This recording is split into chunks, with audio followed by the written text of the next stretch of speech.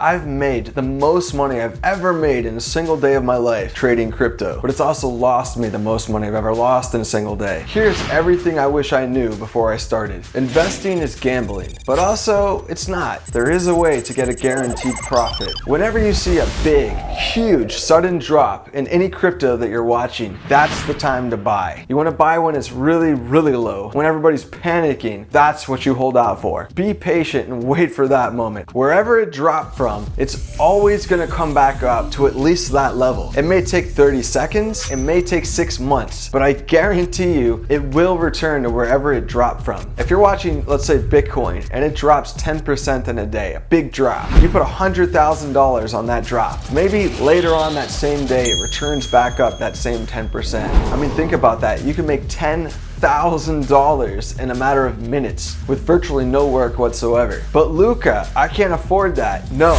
you can't afford not to. You can't afford to have to work at some miserable job 5 days a week for the rest of your one and only life, when instead you can make just a few really good moves with crypto and never work again. Think about a lifetime of working, getting dressed in the morning, driving to work, dealing with people you don't want to deal with, meetings, getting reamed by your boss, driving home, all these things. Think of a whole lifetime of that, when instead you could be living in Hawaii, sitting on a beach, making $10,000 in a matter of minutes. Crypto trading is a lot like playing rock, paper, scissors with rich people. You see, the rich people are the whales, and we're all like the little fish that the whales eat. So the main goal of the whale is to be unpredictable. You think the market's gonna go up, it goes down. And when you think it's gonna go down, it'll go up. They want to confuse you enough to get your money from your hands to theirs. That's the whole game. I never sell for less than what I paid. I will sit and watch my investment go all the way to zero. I will wait years, but I will never, ever sell for less than what I paid. As long as you don't sell, then you haven't lost anything. Just be patient and wait till it returns back up to where it fell from. There's one thing that you can always count on, and that's that the market goes up and down,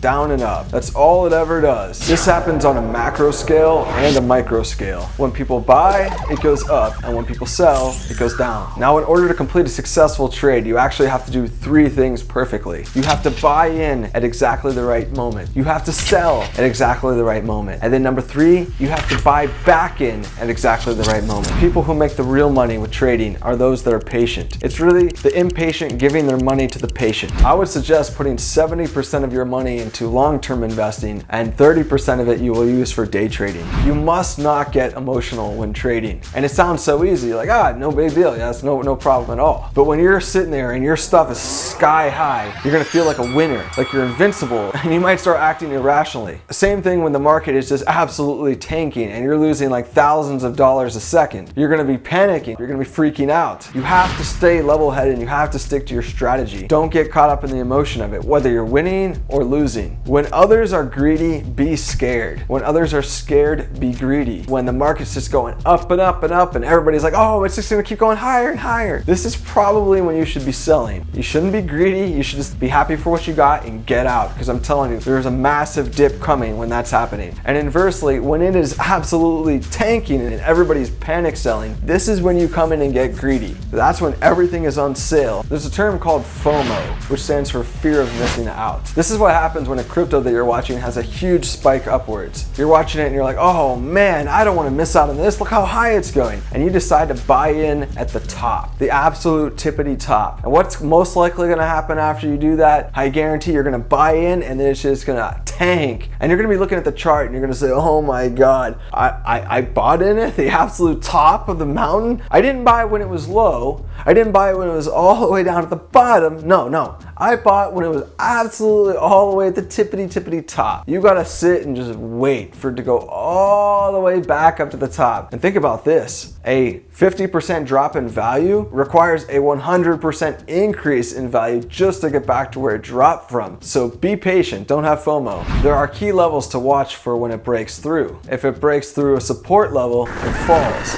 But if it smashes through a resistance level, then it rises. Let's say that every time it ever approaches 30 cents, it bounces off and returns back up. That's your support level. Now on the flip side, as it's going up, let's say every time it approaches 40 cents, it bounces off and comes back down. That's your resistance level. And it's almost like if you threw a rock onto an ice lake. It's going to keep bouncing and bouncing, and sooner or later it's going to bounce and break through and fall through the ice. If it breaks through a key resistance level, then it's time to hold.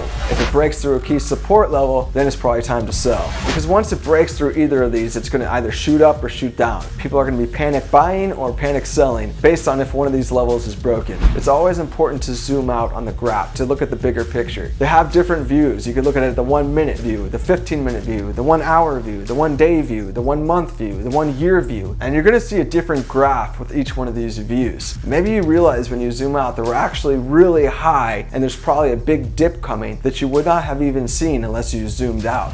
Never listen to the media. They're always trying to steer you in the wrong direction. If they're saying sell, you should be buying. If they're saying that you should be buying, you should absolutely be selling. And who controls the media? The whales. They are the ones in charge of whether it goes up or down. So if they're telling you to buy or sell, they're doing that for a reason. They're trying to take your money from you. Follow Elon Musk on Twitter. So just literally one of his tweets can either make you rich or poor. He says the word Dogecoin and it shoots up. He says Shiba Inu, it shoots up. He says he doesn't have any Shiba Inu, it shoots down. You could set up what's called a stop loss. This is the trade that you'll set up in advance. Let's say you have $1 million in, right? And you tell it if it dips down to $980,000, immediately sell. The only problem with that is that it won't always execute. If you set up that order, there has to be somebody who wants to buy that exact order for it to execute. And many times there's just not enough quantity of people wanting to do that for it to even happen. So maybe you actually had it set up, you see it tanking, but unfortunately it doesn't execute. Never put all your money in at any one level. Save some of your money in case it dips much lower. If that happens, you can buy even more the lower it goes. You can just keep buying as it's falling. You can buy a little more and buy a little more, and then again you're getting it on a discount. But if you had all of your money invested in at any one level, then you're stuck. You can't do anything. You gotta just sit and wait. So maybe you won't make as much money by doing it this way, but if it does tank, you'll be happy you did, because then you can buy in even more and get a huge discount on that price. Some of the terms you want to familiarize yourself with are paper hands and diamond hands. When somebody sells, they have paper hands. That means they're selling and they're getting some cash, right? But the longer you hold, then you have diamond hands. The diamond handing person, they're the ones that make the real profit. The ones who aren't impatient, the ones who hold out longer. Then you got diamond hands. You can't diamond hand forever though. At some point you have to sell. You're gonna watch your crypto go absolutely sky high, and then you're gonna watch it turn around and just come all the way back down to where you started from, and sometimes even lower than that. So you do have to sell at some point. Like if you've been watching Bitcoin this past year,